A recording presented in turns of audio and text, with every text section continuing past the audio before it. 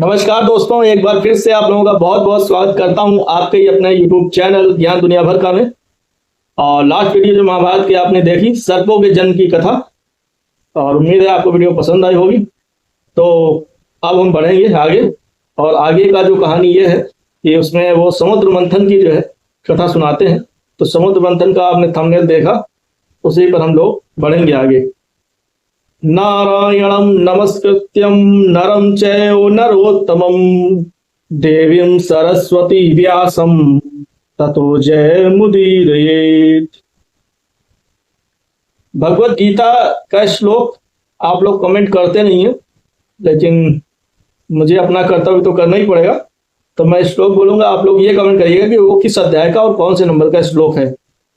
तस्माद् सक्ता सततं कार्यं कर्म समाचर असक्तो राचरन् कर्म परमाप्नोति पुरुषा।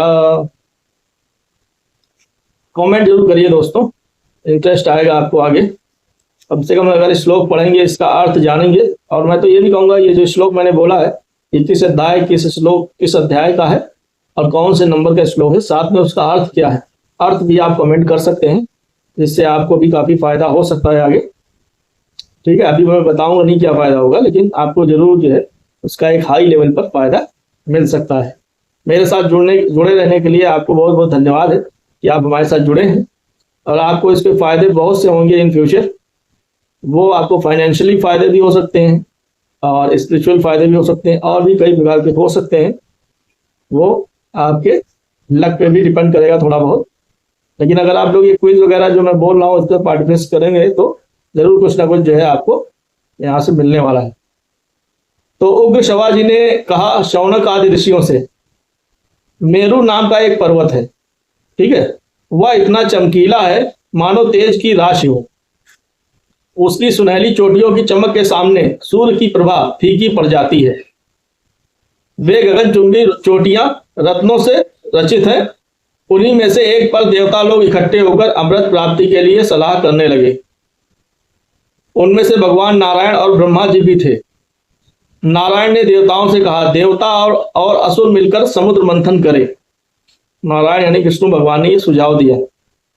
इस मंथन के फलस्वरूप अमृत की प्राप्ति होगी, यह भी उन्होंने बताया। देवताओं ने भगवान नारायण के परामर्श से मंदराचल को उखाड़ने की चेष्टा की। वह पर्वत मेघों के समान ऊंची चोटियों से युक्त 11,000 योजन ऊंचा और उतना ही नीचे धंसा हुआ था। मतलब उतना जमीन में था, जितना ऊपर था उतना नीचे जमीन में था। तो जो है जब सब देवता पूरी शक्ति लगाकर भी उसे नहीं उखाड़ सके, तब उन्होंने विष्णु भगवान और ब्रह्मा जी के पास जाकर पुनः प्रार्थना की, भगवान आप दोनों हम लोगों के कल्याण के लिए मंदराचल को उखाड़ने का उपाय कीजिए और हमें कल्याणकारी ज्ञान दीजिए। देवताओं की प्रार्थना सुनकर श्री नारायण और ब्रह्मा जी ने शेषनाग को मंदराचल उखाड़ने के लिए प्रेरित किया। महाबली शेषनाग वन और वनवासियों के साथ मंदराचल को उखाड़ लिया। ठीक है, शेषनाग तो जो है पूरी पृथ्वी का भार उठाते हैं, तो मंदराचल उखाड़ना उनके लिए कौन सी बड़ी बात है। अब जो है मंदराचल के साथ जो है सारे देवता जो है समुद्र तट पर पहुंचे और समुद्र से कहा, हम लोग अमृत के लिए तुम्हारा जल मथेंगे। समुद्र ने कहा, यदि आप लोग अमृत में से मेरा भी हिस्सा रखें तो मैं मंदराचल को घुमाने से जो कष्ट होगा वह सहन लूंगा। ये समुद्र ने अपना प्रस्ताव दिया। देवता और असुरों ने समुद्र की बात को स्वीकार कर लिया। ठीक है, तो उसके बाद स्वीकार तो कर लिया। फिर कच्छप राज जो है, यानी जो कच्छप राज थे, कछुआ बहुत बड़ा, कच्छप से कहा आप इस पर्वत के आधार बनिए। मतलब जैसे कि मथानी घुमाई जाएगी तो समुद्र तो बहुत ज्यादा गहरा है, तो यहाँ पर ये कछुआ होगा, मतलब समुद्र के नीचे गहराई में जाकर के उसके ऊपर मंदराचल पर्वत रखा जाएगा, यानी कि वो आधार होगा कछुआ। ठीक है, कच्छप राज। ठीक है, उसके बाद जो है उस मंदराचल को मतलब वो आधार बन के वो मथनी मथेगा, क्योंकि अगर पूरा मंदराचल डाला जाएगा तो समुद्र में पूरा वो अंदर जा सकता है, क्योंकि समुद्र की गहराई का तो कोई आर पार नहीं है। तो इसलिए आधार बनाया। कच्छप राज ने कहा ठीक है, कहकर मंदराचल को अपनी पीठ पर ले लिया। अब देवराज इंद्र यंत्र के द्वारा मंदराचल को घुमाने लगे। इस प्रकार देवता और असुरों ने मंदराचल की मथानी और वासुकी नाग की डोरी बनाकर समुद्र मंथन प्रारंभ किया। वासुकी नाग के मुंह की ओर असुर और पूंछ की ओर देवता लगे थे। बार बार खींचे जाने के कारण वासुकी नाग के मुख से धुएं और अग्नि ज्वाला के साथ सांस निकलने लगी। वह सांस थोड़ी ही देर में मेघ बन जाती और वह मेघ थके मांदे देवताओं पर जल बरसाने लगता। पर्वत के शिखर से पुष्पों की झड़ी लग गई। महामेघ के समान गंभीर शब्द होने लगे। पहाड़ के वृक्ष आपस में टकराकर गिरने लगे। उनकी रगड़ से आग लग गई। इंद्र ने मेघों के द्वारा जल बरसवाकर उसे शांत किया। वृक्षों के दूध और औषधियों के रस चू चू कर समुद्र में आने लगे। औषधियों के अमृत के समान प्रभावशाली रस और दूध तथा सुवर्णमय मंद्राचल की अनेकों दिव्य प्रभावशाली मणियों से चूने वाले जल के स्पर्श से ही देवता अमृत को प्राप्त होने लगे। उन उत्तम रसों के सम्मिश्रण से समुद्र का जल दूध बन गया और उससे दूध से फिर घी बनने लगा। अब जब पूरा जल दूध ही हो गया तो दूध को मतोगे तो घी तो निकलेगा ही। देवताओं ने मत्ते मत्ते थककर ब्रह्मा जी से कहा, भगवान नारायण के अतिरिक्त सभी देवता और असुर थक गए हैं। समुद्र मत्ते मत्ते इतना समय बीत गया परंतु अब तक अमृत नहीं निकला। ब्रह्मा जी ने भगवान विष्णु से कहा, भगवान आप इन्हें बल दीजिए, आप ही इनके एकमात्र आश्रय हैं। विष्णु भगवान ने कहा, जो लोग इस कार्य में लगे हुए हैं मैं उन्हें बल दे रहा हूं। सब लोग पूरी शक्ति लगाकर मंदराचल को घुमावें और समुद्र को क्षुब्ध कर दें। भगवान के इतना कहते ही देवता और असुरों का बल बढ़ गया। वे बड़े वेग से मथने लगे। सारा समुद्र क्षुब्ध हो गया।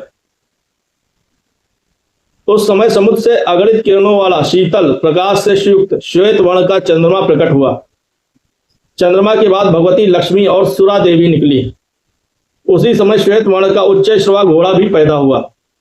भगवान नारायण के वक्षा स्थल पर सुशोभित होने वाली दिव्य किरणों से उज्जवल कौस्तुभ मणि तथा वांछित फल देने वाले कल्पवृक्ष और कामधेनु भी उसी समय निकले। लक्ष्मी, सुरा, चंद्रमा, उच्च श्रवा ये सब आकाश मार्ग से देवताओं के लोक में चले गए। इसके बाद दिव्य शरीरधारी धन्वंतरी देव प्रकट हुए। वे अपने हाथ में अमृत से भरा श्वेत कमंडल लिए हुए थे। यह अद्भुत चमत्कार देखकर दानवों में यह मेरा है ऐसा कोलाहल मच गया। तदनंतर 4 श्वेत दांतों से युक्त विशाल ऐरावत हाथी निकला। उसे इंद्र ने ले लिया। जब समुद्र का बहुत मंथन किया गया तब उसमें से कालकूट विष निकला। उसकी गंध से ही लोगों की चेतना जाती रही। ब्रह्मा की प्रार्थना से भगवान शंकर ने उसे अपने कंठ में धारण किया। तभी से वे नीलकंठ नाम से प्रसिद्ध हुए। यह सब देखकर दानवों की आशा टूट गई। अमृत और लक्ष्मी के लिए उनमें बड़ा भय, विरोध और फूट हो गई। उसी समय भगवान विष्णु मोहिनी स्त्री का वेश धारण करके दानवों के पास आए। मूर्खों ने उनकी माया न जानकर मोहिनी रूपधारी भगवान को अमृत का पात्र दे दिया। उस समय वे सभी मोहिनी के रूप पर लट्टू हो रहे थे। इस प्रकार विष्णु भगवान ने मोहिनी रूप धारण करके दैत्य और दानवों से अमृत छीन लिया और देवताओं ने उनके पास जाकर उसे पी लिया। उसी समय राहु दानव भी देवताओं का रूप धारण करके अमृत पीने लगा। सभी अभी अमृत उसके कंठ तक ही पहुंचा था कि चंद्रमा और सूर्य ने उसका भेद बतला दिया। भगवान विष्णु ने तुरंत ही अपने सुदर्शन चक्र से उसका सिर काट डाला। राहु का पर्वत शिखर के समान सिर आकाश में उड़कर गरजने लगा और उसका धड़ पृथ्वी पर गिरकर सबको कपाता हुआ तड़फाने लगा। तभी से राहु के साथ चंद्रमा और सूर्य का वैमनस्य स्थायी हो गया। विष्णु भगवान ने अमृत पिलाने के बाद अपना मोहिनी रूप त्याग दिया और वे तरह तरह के भयावह शस्त्रों से असुरों को डराने लगे। बस खारे समुद्र के तट पर देवता और असुरों का भयंकर संग्राम छिड़ गया। भांति भांति के अस्त्र शस्त्र बरसने लगे। भगवान के चक्र से कट कुट कर कोई असुर खून उगलने लगे तो कोई देवताओं के खड़ग शक्ति और गदा से घायल होकर धरती पर लौटने लगे। चारों ओर से यही आवाज सुनाई पड़ती कि मारो, काटो, दौड़ो, गिरा दो, पीछा करो। इस प्रकार भयंकर युद्ध हो ही रहा था कि विष्णु भगवान के 2 रूप नर और नारायण युद्ध भूमि में दिखाई पड़े। नर का दिव्य धनुष देखकर नारायण ने अपने चक्र का स्मरण किया और उसी समय सूर्य के समान तेजस्वी गोलाकार चक्र आकाश मार्ग से वहां उपस्थित हुआ। भगवान नारायण के चलाने पर चक्र शत्रु दल में घूम घूम कर कालाग्नि के समान सहस्त्र असुरों का संहार करने लगा। असुर भी आकाश में उड़ उड़कर पर्वतों की वर्षा से देवताओं को घायल करते रहे। उस समय देव शिरोमणि नर ने बाणों के द्वारा पर्वतों की चोटियां काट काट कर उन्हें आकाश में बिछा दिया और सुदर्शन चक्र घास फूस की तरह दैत्यों को काटने लगा। तो इस प्रकार से इससे भयभीत होकर असुरगण पृथ्वी और समुद्र में जाकर के छिप गए। देवताओं की इस प्रकार जीत हो गई। मंदराचल को सम्मान पूर्वक यथा स्थान पहुंचा दिया गया। सभी अपने अपने स्थान पर गए। देवता और इंद्र ने बड़े आनंद से सुरक्षित रखने के लिए भगवान नर को अमृत दे दिया। यही समुद्र मंथन की कथा है। ये आपको संक्षिप्त जो है सुनाई गई है, और विस्तार पूर्वक अगर कभी जो है मुझे अवसर वैसा मिलेगा तो विस्तार पूर्वक एक एक पॉइंट को अगर एक्सप्रेस किया जाएगा तो और भी ज़्यादा आपको इंटरेस्ट आ सकता है। फिलहाल के लिए समुद्र मंथन की कथा यहीं पर समाप्त होती है। तो यहाँ पर बेसिकली यहाँ पर विष्णु को जो है असुर लोग छलिया क्यों कहते हैं, छलिया विष्णु, उसका यहाँ से भी लेना देना है इस समुद्र मंथन की कथा से, कि अगर पहले जो बात तय हुआ है कि बराबर बराबर जो है होगी चीजें या जो भी तय हुई चीजें, तो वहां पर असुरों के साथ फिर एक तरीके से छल हो रहा है, उनको अमृत नहीं मिल रहा है या उनको कोई भी चीज नहीं मिल रहा है जो लोग वो इच्छा कर रहे हैं, और अमृत पिलाने के बहाने उनको एक तरीके से मदिरा भी पिलाएगी, ऐसा भी कुछ हमने सुना हुआ है। मतलब अभी रीड तो हमने नहीं किया है, क्योंकि यहाँ पर शॉर्ट है थोड़ा सा, इस वजह से। तो मतलब कि अगर कोई यह जाकर के देवता का रूप बना करके पी रहा है तो उसका चक्र से काट डालोगी गर्दन, फिर भी वो मरा नहीं फिलहाल। तो इस प्रकार से जो है मतलब राहु अमर हो गए, और वो राहु असुर थे, ठीक है, राहु असुर थे, लेकिन जब उन्होंने अमृत पिया तो वो अमर हो गए और वो देवता की श्रेणी में आते, तो राहु देव कहा जाता है उनको, ठीक है। तो राहु शनि मंगल, ये जो है रिकवरी डिपार्टमेंट है। अगर आप कुछ इस तरह का काम करते हैं तो आपकी रिकवरी होगी, मतलब कि जो आप मेडिकल वगैरह में दवाई वगैरह में खर्च कर रहे हैं या अन्य जगहों पर जाता है तो वो आपका रिकवरी एक तरीके से होता है। तो खैर, वीडियो को देखने के लिए बहुत बहुत धन्यवाद। वीडियो को लाइक शेयर सब्सक्राइब कीजिए। मिलते हैं अगली वीडियो में। नमस्कार।